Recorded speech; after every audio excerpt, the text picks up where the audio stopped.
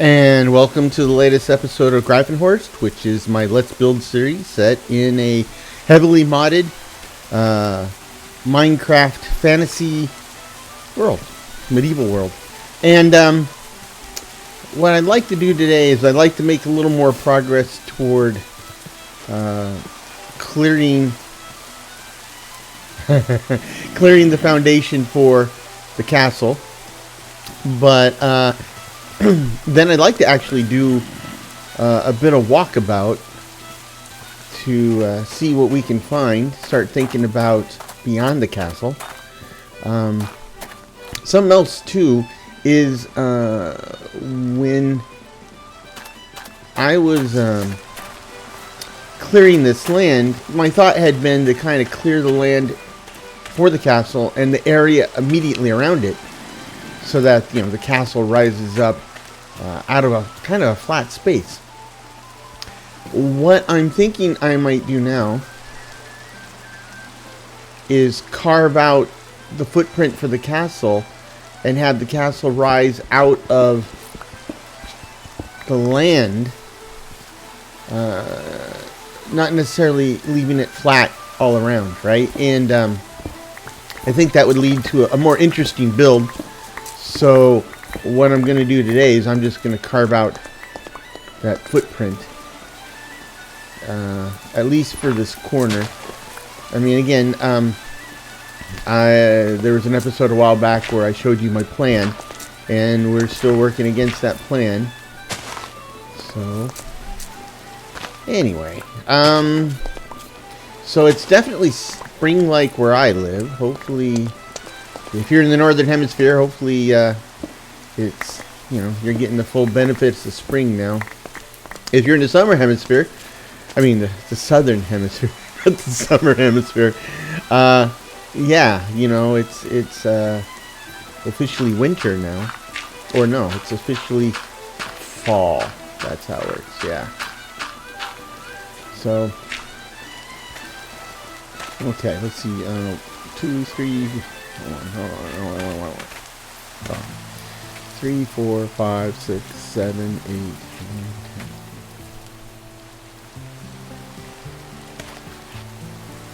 2, 3, 4, 5, 6, 7, 8, 9, 10. That's correct. Okay. Yeah, so if you are in the southern hemisphere, hopefully you're in a bit where you kind of get the fall colors, the temperate zone, right?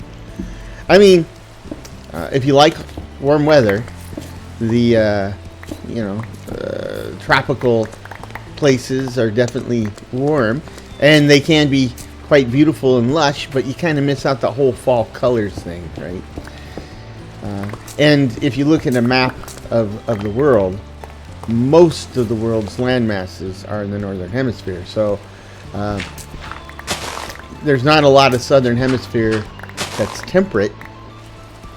I mean, in terms of miles, yeah, there's a lot. I mean, I wouldn't want to have to go and mow the lawn over the entire southern hemisphere, but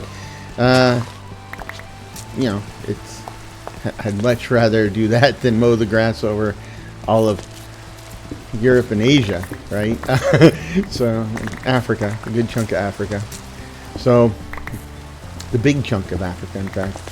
So anyway, yeah, hopefully you get the benefits of fall. Yeah,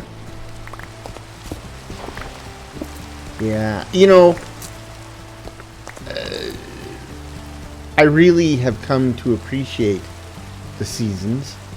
Because I grew up in Southern California, right? And a thing about Southern California, they do have seasons per se. Like in the winter, it gets cooler, and it sometimes gets cold enough, like even in LA and San Diego, that you could have ice form on the ground, right? With or frost. So it does get that cold sometimes.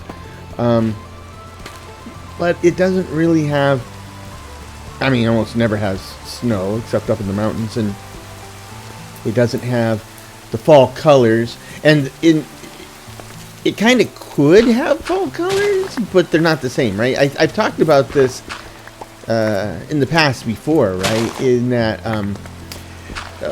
where I first lived in Southern California, it's a place called Ontario, California, and it's about 30 miles due east of Los Angeles. It's in a little valley called the Inland Empire, and our house was built in the 50s, and what they were doing at that time was, they were kind of building with the same mindset and designs as like the Midwest or the East Coast, right? So when they built our house, they put a couple of maple trees in the front yard and some other deciduous trees, and there you go, right? Now the thing is, so 1, 2, 3, 4, 5, 6, 7, 8, 9, 10. That's right. Okay. So, you would think, well, okay, you get the fall colors, but the climate of Southern California, it doesn't get cold enough to really, or in the right way, to trigger the beautiful fall colors. So like our maple trees we had in the front yard, they didn't really turn all like golden yellow and orange and red. No, what happened is it's like almost overnight at some point the trees leaves just turn brown and crumbly. And I've mentioned too that I grew up in the early days of Sesame Street and stuff, so I've watched these, I watched Sesame Street and Zoom, and I'd see these pictures of kids on the East Coast, right? They're raking their leaves and they're jumping in the piles and stuff. And I tried that, and oh my gosh, you rake the leaves into a big pile, but they're all brown and crumbly. So you already are crushing them just that far, and then you run and jump into the pile, and you basically like almost kill yourself because it provides zero padding, zero, and that's a problem. So where I'm going with this is that real estate developers and stuff, they see that, right? And what they realize is that you want to lean into the advantages of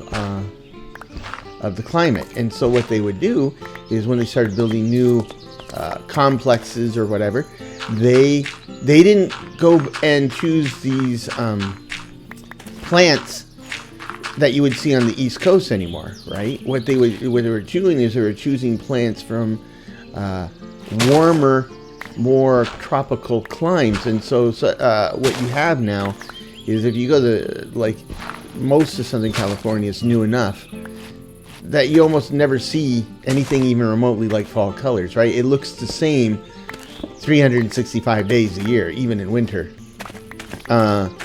And if it's properly taken care of, that's usually pretty green and lush. The problem there is that, Southern California is essentially a desert.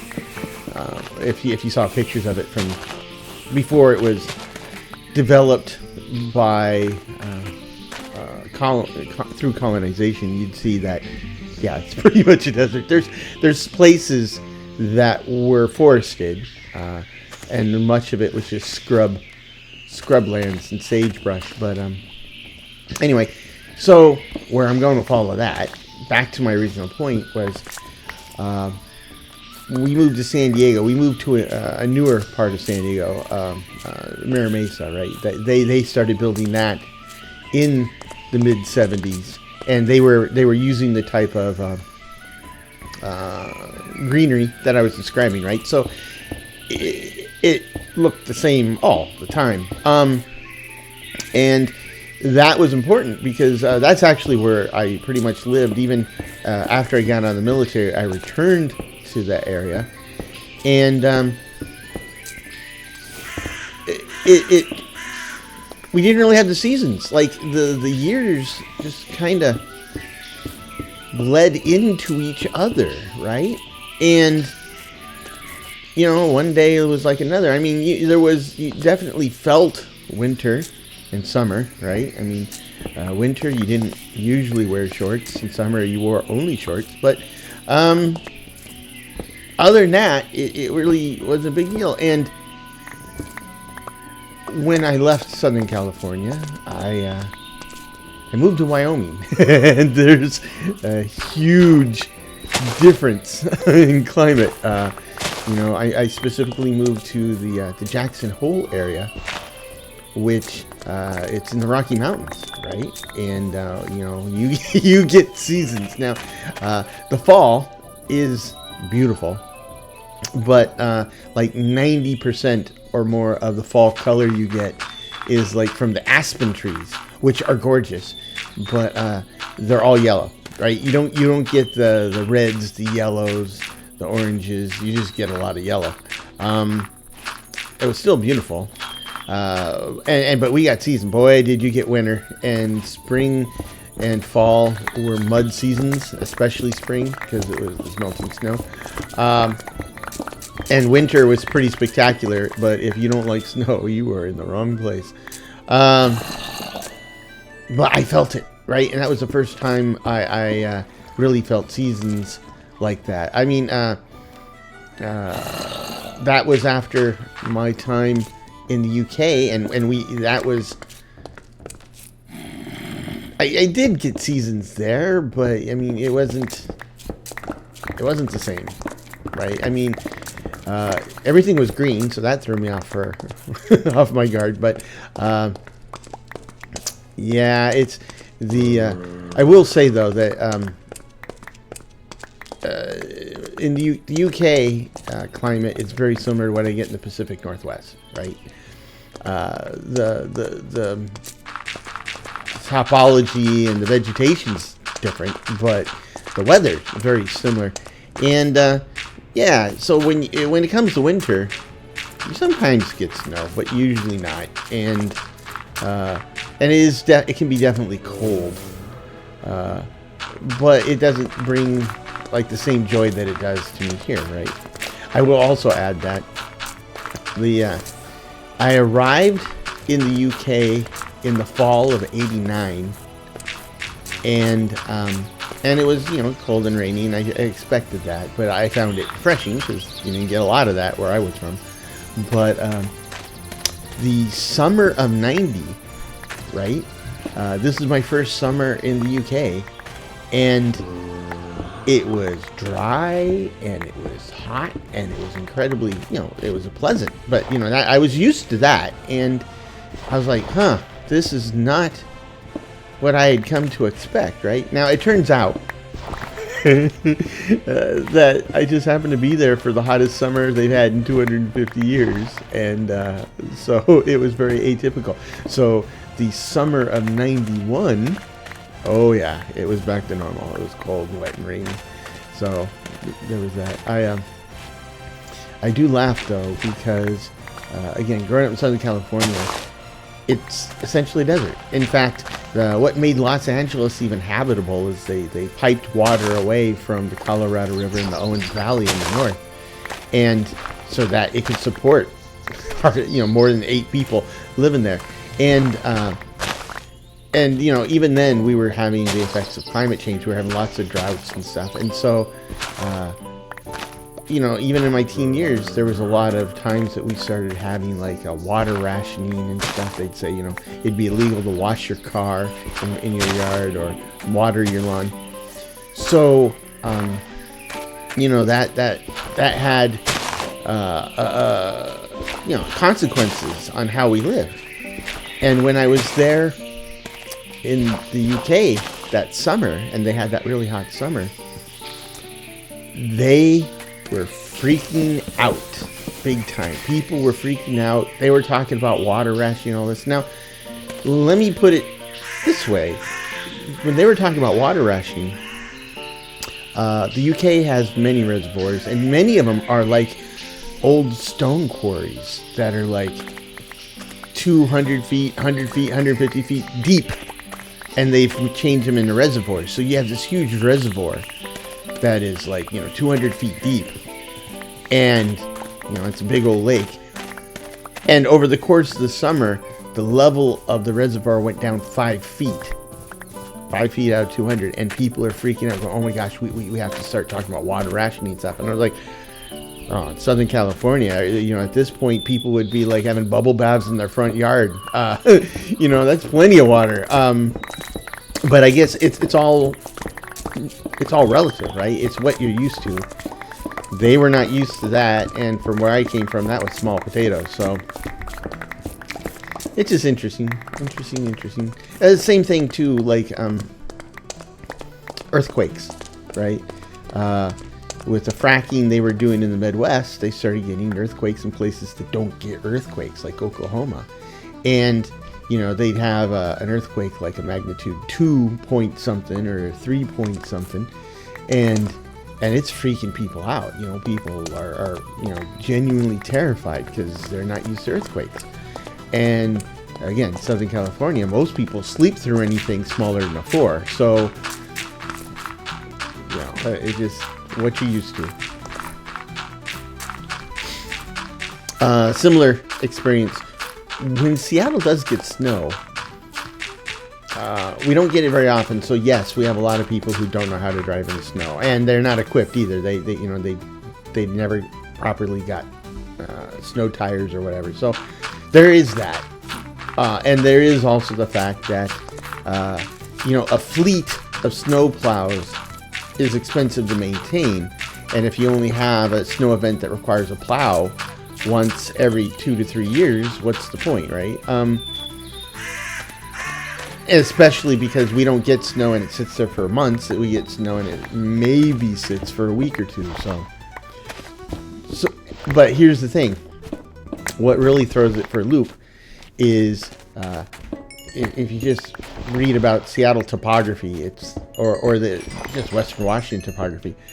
It was all carved by glaciers. It is full of hills. It's up and down and up and down. So take everything I just said and then add to it some pretty serious hills.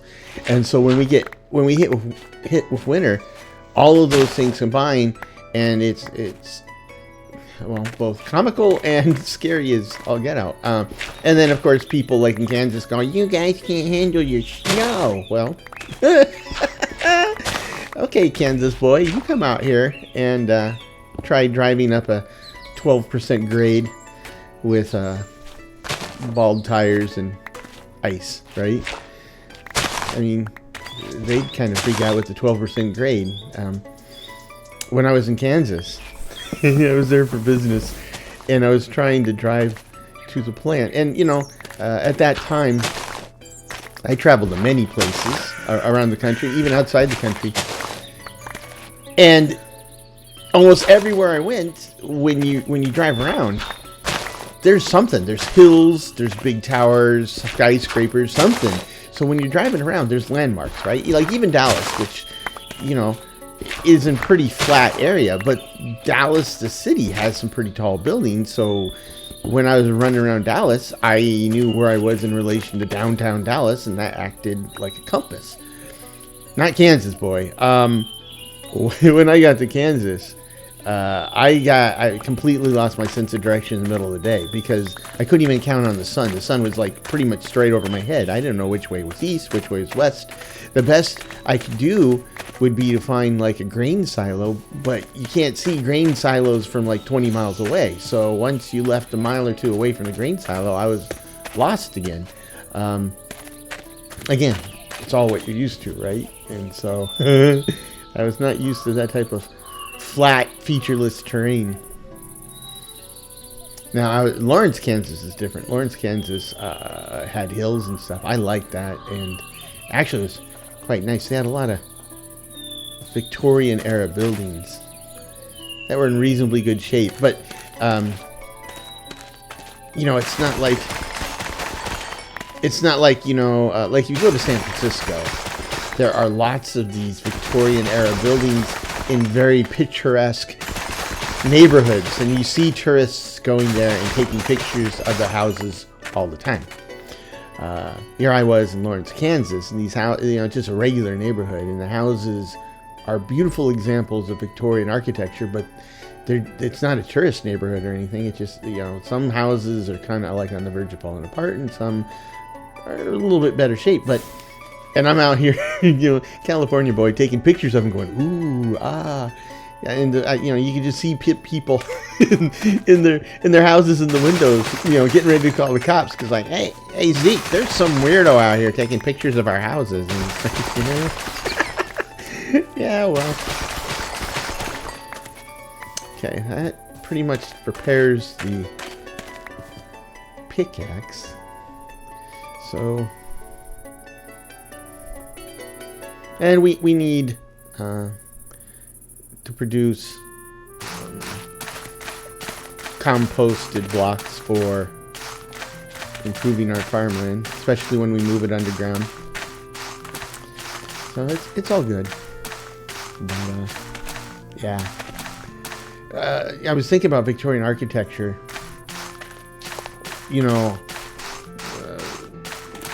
One of the greatest sources of Victorian architecture is where it came from, right? The UK. And there's lots of places in London that has... Whoa. He's a merchant. Red merchant from supplementaries. I think he's a... Yeah, he's a bomb guy. So... Yeah. Huh. Anyway, the thing that Americans don't know about you go to London and you're like, ooh, they got the underground. We got to ride the underground, and underground is cool. It really is cool. But what Americans don't realize is that, because they go down to the underground and they get a ticket and they go from one stop to the next. And then they come out, and it looks... Oh, hey! Where'd you come from? Something blew. Did he throw somebody throw a bomb? Did he blow up stuff? Okay, no damage. Interesting. We only got one, too. Anyway, so you take the underground, and, you ride to the next stop, and you get out, and you look around, and it's different. You're like, okay. That's cool. But what I learned accidentally is I actually went... well, I'll tell you how I learned it accidentally in a minute. But basically, what you find is if you're walking around on the surface and not using the underground, some of these tube stops are like 3, 4, 5 blocks away from each other, right? You don't really have to take the tube unless you're really going a longer ways. And the way, and the neighborhoods, of course, it's kind of amazing how they can change their look and feel in such a short space, right? So that's how you can come out of the tube station thinking, oh, well, that was a worthwhile trip. And it's like, yeah, if you just walk 3 blocks the other way, you're right back where you started, and it looks totally different. And that it sounds like a storm, but the sky's clear. That's just bizarre. Like, it sounds like I'm in the Arctic Circle during a blizzard. Okay, let's deal with all this produce. Anyway, the way I learned about this accidentally is back when I was there, British Rail, which was the national rail service, they ran all the intercity trains. Since then they've been all privatized, so you take different lines and different companies. But Brit Rail had it all back then. And I didn't live in London, but I lived about 45 minutes away to the west in Newbury. And what we used to do is we used to get what they called a capital card, right?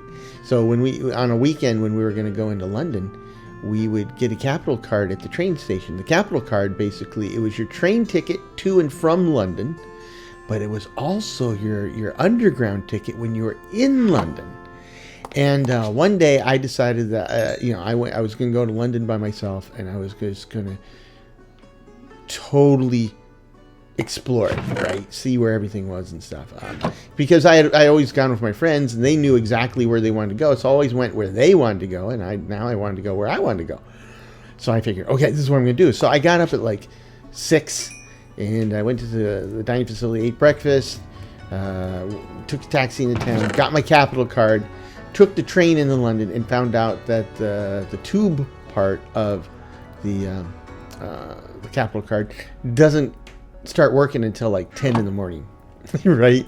And here it is like 8 or something like that. So I'm like, oh boy. So I started walking, and I'm thinking, oh, it's just going to take forever to walk through the city. Now it is a big city, and it can take forever to walk through the city, but I started walking, and that's when I started walking from the train station, which I knew the train station. That was a Paddington station. And then I walked into areas I hadn't seen before, and then wound up in areas I had been before. And that's when I realized just how close the tube stations were to each other, and how easy it is to walk between them. And it's like, oh, so that was important. But back to where I was originally going with this, doing that walking. You know, a lot of Americans and tourists, they'll take the tube and they only know the stuff immediately around the tube stations. But when you just go walking, oh, I found these beautiful churches and old rows of buildings and stuff, and it's a mix. So you'll find like a 2-block or 3-block area that is modern, and then you'll find a 2-block area with around an old church from like the 1600s, and you'll find another area that's from the Victorian era, and it's not like there's well, I don't know, I haven't been there for 30, almost 40 years, so maybe it's different now, right? Hold on. Oh, it's because the light sticks out one. Okay, so yeah, that makes sense.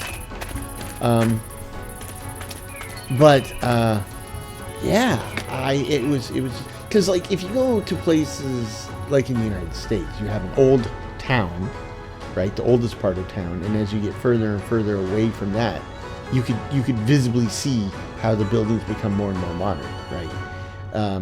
And then the very outskirts of town is either some of the oldest buildings because they were built outside the town long before the town existed, or more likely you'll see strip malls and buildings built in the past 10, 20 years. But not London, though. It's been there so long, and it's grown, and, you know, pieces, you know, neighborhoods have been redeveloped or fallen down and rebuilt time and time again. It's this patchwork, and you know, just walking through the city can be kind of like a grab bag of what you find, right? It just surprises around every corner. I love that. I absolutely love that. So anyway, so if you ever go to London, you know, by all means take the tube, right? But if you really want to explore, you should take the tube less often. Trust me, you'll enjoy it. Anyway, so I'm gonna empty my pockets here. I've done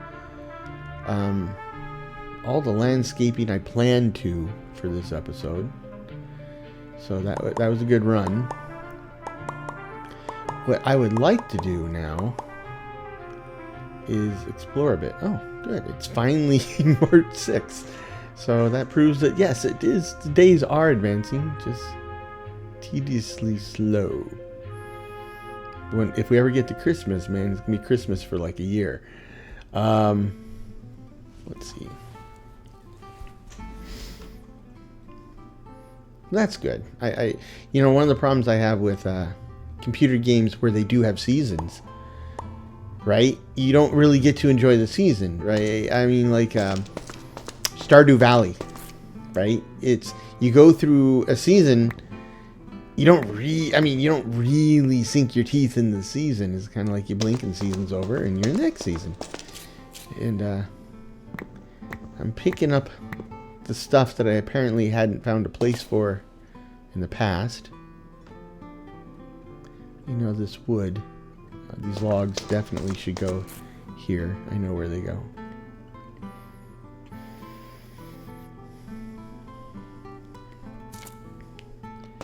Okay. And cooked meat. I'm pretty sure I have some raw beef here. I do. And hides. They go into craftable stuff. Craftables. Doesn't look like I have any leather already out here, so interesting. Must be upstairs. I can't believe I've gone this long without accumulating some leather. This can go into a furnishing section, which I have yet to start. How about right here? And this is kind of like furnishings. And then these seeds, grape seeds, go right here. And I think they look grape. Oh gosh. Okay. This is another early morning one, right? I haven't gone to work yet. Woke the kids up and I'm doing my thing. Time is tough to manage now that I'm back at work. And you know, I used to be a couple weeks ahead of my schedule, and now I'm having a hard time keeping up, getting videos done before they're due to come out. So, don't know what I'm gonna do for spring break. We're on vacation next week, Washington D.C., and I don't have any type of backlog ready to carry me through. So we'll see. You might have to have a dry spell, but hope not. I'd say I'd catch up on the weekend, but this weekend will be our Easter. Last weekend was Easter, Western Easter, ancient White House, but ours is Russian Easter, and it's this year a week after. So I'm trying to find something interesting that jumps at me that we haven't been to before. It looks like I've been to all this stuff. Humanstadt, that's a pretty town. And a mine entrance. I found a mine? When did I find a mine? Okay. Let's go check out the mine. I hope you don't mind. I don't. My mom, for a while, would say, you know, she was being sarcastic and she has to do something, if you don't mind. And I say, no, I don't mind at all. At least not very well. That ended that pretty quick. Hold it. Those are not the ones I want. Where are the droids I'm looking for? Mine entrance. It's pretty much due south of me. Is there a way to turn on waypoint labels? Well, they're already on. I can see them. Okay. I'm just facing. There we go. Half a kilometer away, basically. Here comes our Arctic storm sound effect. Ooh. Okay. Gravity check. It's working. Excellent. Excellent. Just mark that off the little... You know, it's important to run safety checks and stuff. Make sure everything's working as expected. And gravity is apparently working as expected. So good. Okay, look at that. Ooh. Birds. Of course, that's not in vanilla Minecraft, but I like how in Hightail they got birds floating around singing. There might... Oh, chickens. Where? Might come back and get one of those. He's got his head stuck in a log. I believe I killed the pillagers that were hanging out here back in the day. Early on. Okay, let's see. Mine entrance. I do not want to go down into a deep valley. I'd rather climb up high.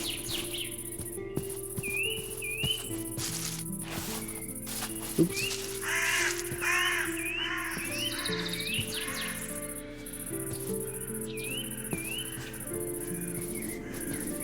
we go with the gale force winds again.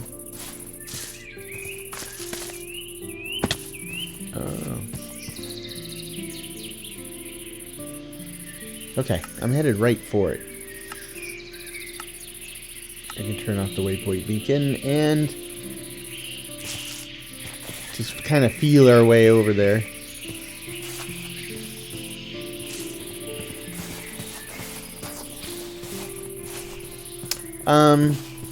Yeah, you know, Minecraft mine shafts are a good source of materials.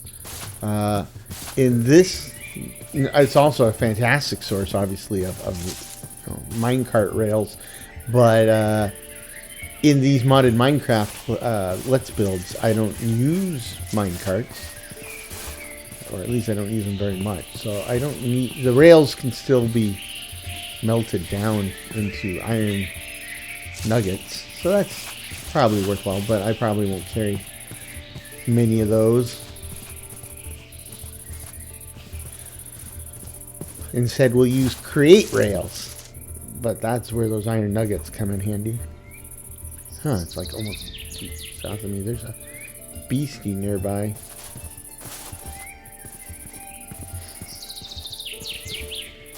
So it's somewhere around here.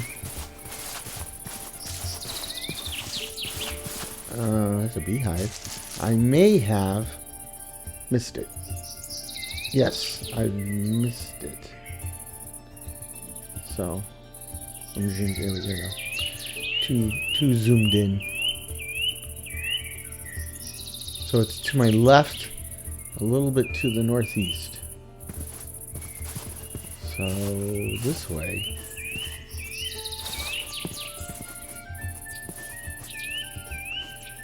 Somewhere around here.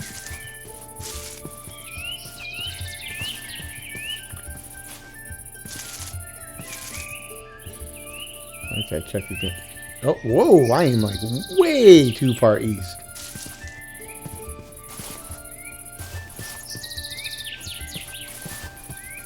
Okay. Oh, found it. Oh, this. Wow. Okay.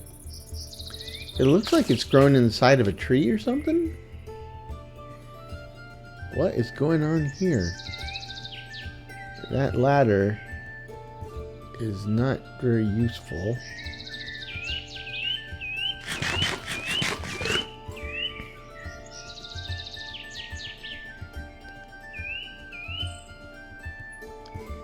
Well, I've never seen an entrance grow through like a tree before, so that is it makes for a mess. That's fine. Let's see. I need sticks. That's an ugly ladder, but I'll take it. Let's kind of extend this ladder here.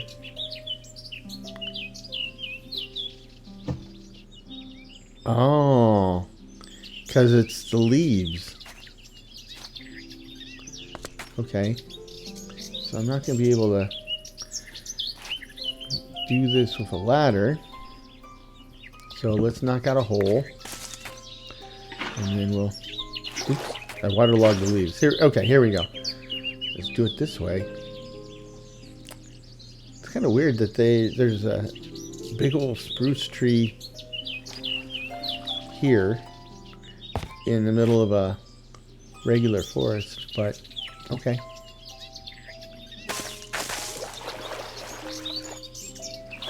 Hold on, this is not a tree, right? If you look, these leaves are still going down.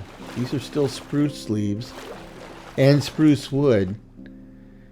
I wonder if this is some type of bugged mine, because look at that. There's, and I see oak. Yeah, it's either bugged or it was done on purpose, but if it's done on purpose, I'm not entirely sure what I'm looking at. Whoa, doggies. It's like this all the way through. This is bizarre. This is bizarre. Okay, let's start popping flares everywhere. This is a pretty long mine. But I don't mind, though. Let's see. Oh, I mind that.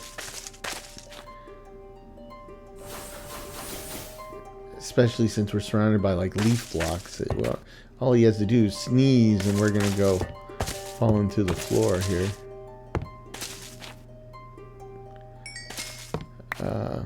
Ooh, I got a creeper head. Well, I mean, what is all this stuff?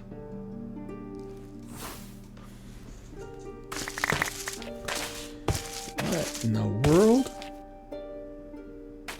Oh, there's another creeper down there. Why is all this... Did I die down here? I don't remember going down here. I would have remembered going down here. Where'd all this stuff come from? Creeper just went into a room or something on the side. Let me go. Oh, that's not very useful. Whoa! This is bizarre. I don't even know what half this stuff is. Well, actually, I know what almost all of it is, but I've never seen some of it before. Okay. Wow. This is going to be... Might be a short trip with to fill up my inventory of all... Night vision goggles? Okay. I hear Enderman. So let's find that creeper. It's over here on the left someplace. Ooh, another stack of stuff.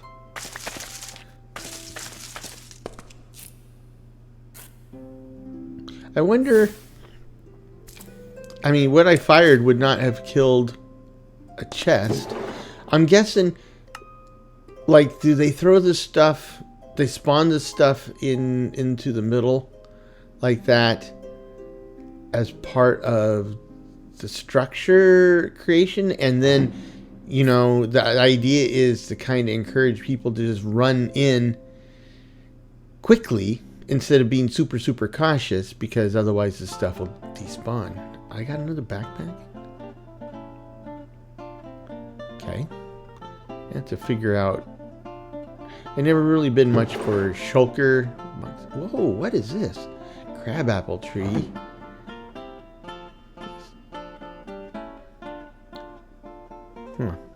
We'll have to... This is a very interesting... This is a very interesting run. Okay. Let's see.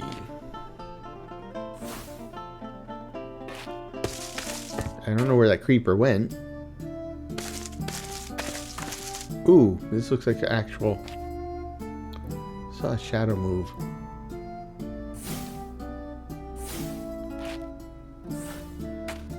Actual hallway.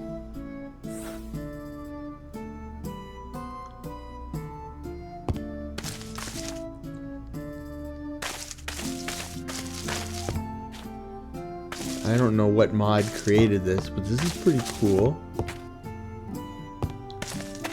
Very different.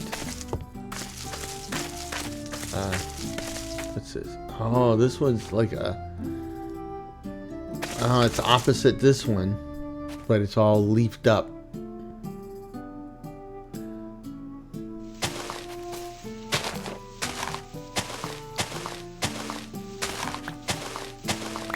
Wow, we're getting a lot of green tea out of this. Holy smokes. Oh, it's a lot further in than I thought it was. What's here? Wow, smithing templates. Another backpack. Got chalk galore.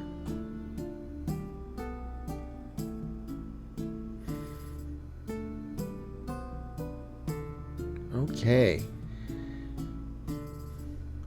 Okay, kind of creepy down here.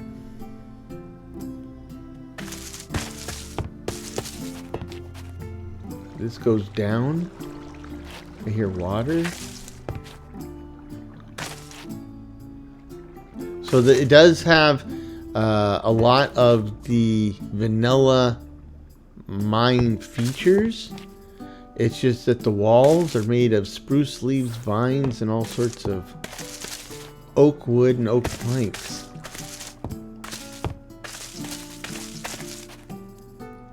Very, very weird. Let's see if I can climb up. Oh, I guess I can.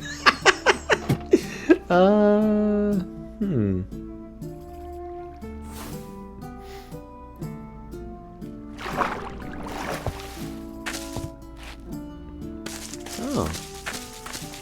Or not. Oh, okay.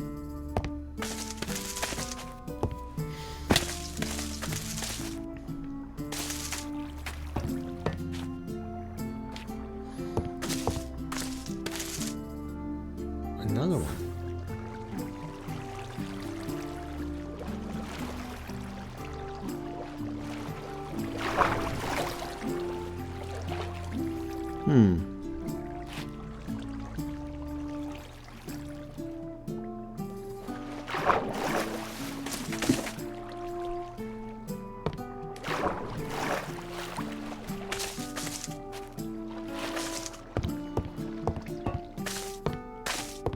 Yeah, looking at the clock, I don't think I'm going to be able to fully explore this one.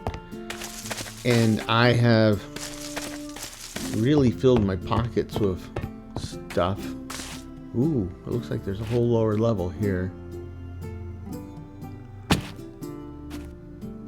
A whole lower level. Let's see. Oops, that's not what I meant to do. This is.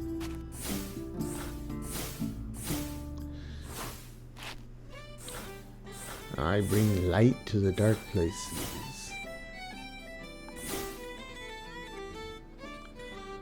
There we go.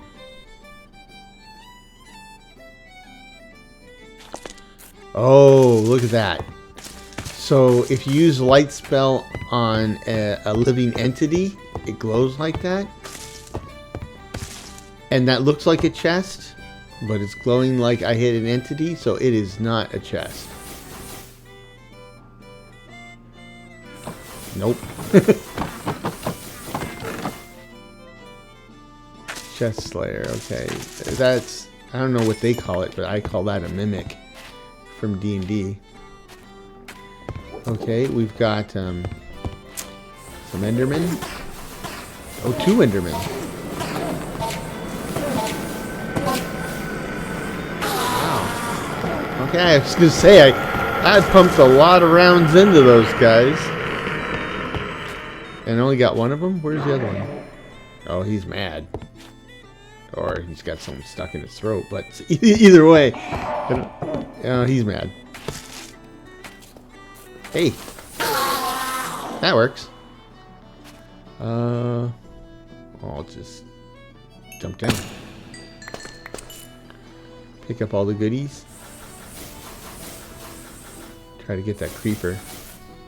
Oh, you wandered off. Okay. Wow, we got 6 ender pearls.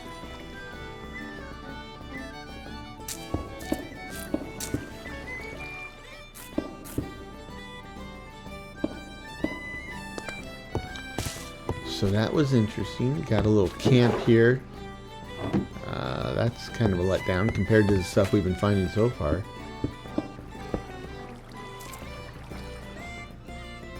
This is a bit more like a traditional mine shaft. Whoa, another.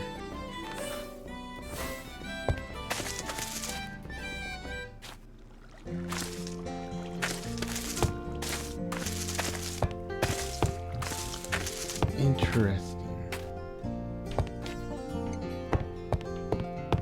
You know, when I was first playing Minecraft and I ran into mines like this, I would explore them and then I would start to transform them into, like, you know, the proper traditional role-playing game dungeon type thing.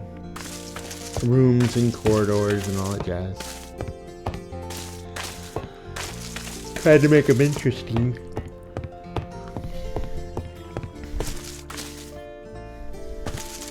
I don't know what I was thinking, because I didn't... Realistically, I knew that nobody would probably ever be in that world except me, but it's probably the same reason I was what they call a forever DM. Because I like curating stories for people. Oh. And I just like, whoa, this is all weird stuff too. Let's see, roller skates. Sycamore sapling? Okay. You know, sycamore trees look like big cotton balls. I don't think I've seen a sycamore tree in real life, maybe. Anyway, I just, I like setting up experiences for folks. Letting them have fun. Before I got married, you know, it was just an open invitation to my friends. That is cool looking. That is very weird looking. But, you know, folks just knew that on Fridays, come over to my house and I'll cook dinner for a bunch of people. You know, all I ask is for like $2 or $3 to help pay for the food. But, yeah, and then we'd watch a movie or we'd play video games, and it was fun. It was a lot of fun. We did that for like 2 or 3 years. And then they got married, and that shot it in the foot. But yeah. Yep. So, how do I get out of here? I am pretty sure I dropped down, but where did I drop down from? I think this is it. I'm pretty sure this is it. Yeah, this needs to be too far. This has got to be it. So let's pillar up. Yeah, this is it. That wasn't part of the plan. Okay, now which way's out?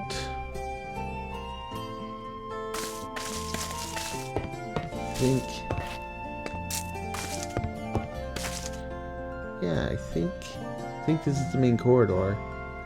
Am I facing the right way though? Yes, I am. The entrance is ahead of me.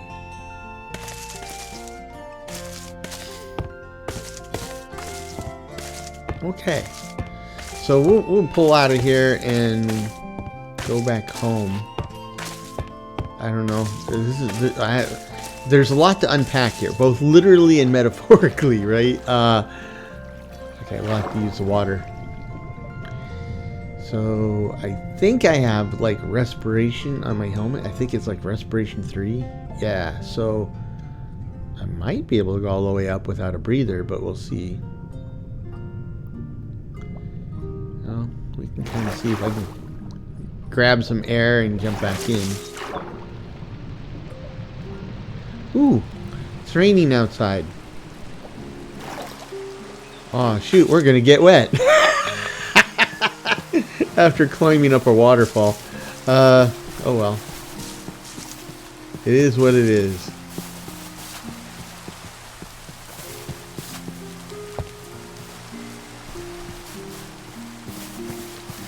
Okay, let's see. Well, this yellow tree, so these, you know, Ars Nouveau has these magical trees that have all sorts of powers and stuff. And this is actually from Ars Elemental, right? Which is an add-on. And it extends the Ars Nouveau model. So, but we don't have any of these up to this point. So hopefully we'll get some saplings out of this. And we'll have the full set of Ars trees.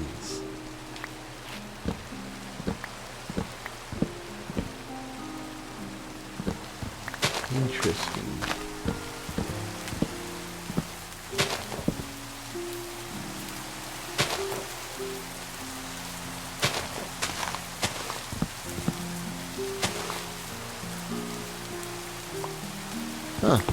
Didn't know there was a structure there. It's kind of pretty wood. Or the logs are pretty. I don't think the wood's pretty, it's just gray, but... Okay. So that was useful too. And we have the flash pine, questionable rations. Yeah. Each of the Ars Nouveau's trees has a type of fruit or growth that will grow on... Oh, there's a bunch of villagers up ahead. They'll have one that grows on each of the different trees, and they all have different uses.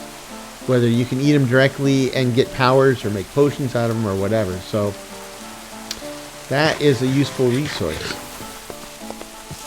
And what you do is they're like cocoa beans, right? So cocoa beans you have to grow on the side of a jungle tree.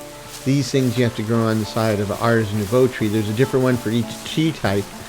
And you put one on the side of a tree, and it, just like a cocoa bean, it will go through stages until it's mature, and then when you harvest it, you get like 3 or 4. So it's a pretty good deal. And in this case, I actually got some of the ones for the yellow tree. I don't think I have any of them for the other tree types, so that's too bad. Okay. Very bizarre, though. And that's one of the things I love about not just modded Minecraft, because modded Minecraft, it's just something different than vanilla. But when you have a really big mod pack full of lots of different diverse mods, especially structure mods, it makes the worlds fun to explore again, right? And that's another problem with vanilla Minecraft, where until they started adding all this new content recently, you make a Minecraft world and it's like, yeah, I've been there, done that, seen that. So let's grab the chicken. I have to have both hands empty, and then I pick them up. Right click. Nope. Okay, I think I have to crouch when I do this. Let's see.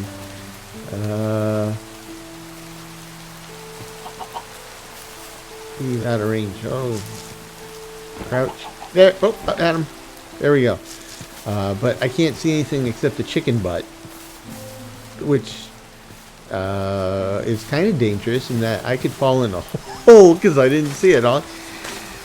Oh gosh.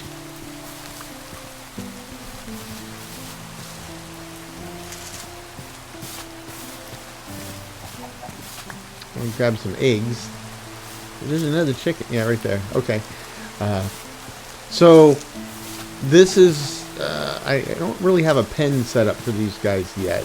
I don't know what I'll do, but they'll be dropping eggs, and with the ice and fire mod, there's lots of mythological creatures.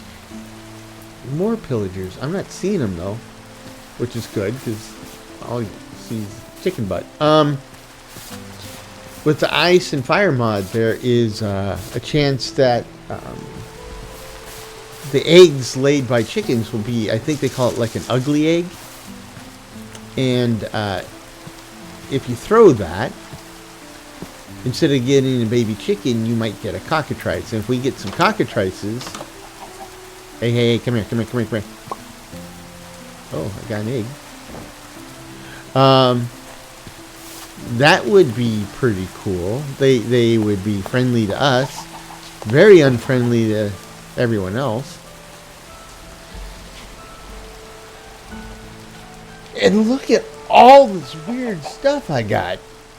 I mean, there's some artifacts in there. Sycamore saplings from Cluttered. I don't know if there's decorative trees. A crabapple sounds like it might actually give me fruit. Seeds, bombs, night vision goggles, some type of claw necklace. Wow. So, with that said, it was not your typical journey with me today. I hope you enjoyed it. I enjoyed it. We found something very weird and wonderful, and I profited from it immensely. So that was interesting.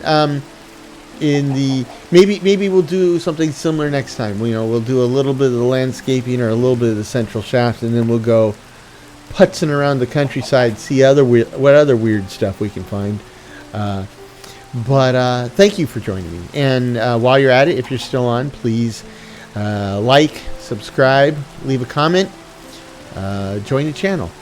And until next time, I hope this finds you in good health, good spirits, and perhaps just a touch of good fortune. Cheers.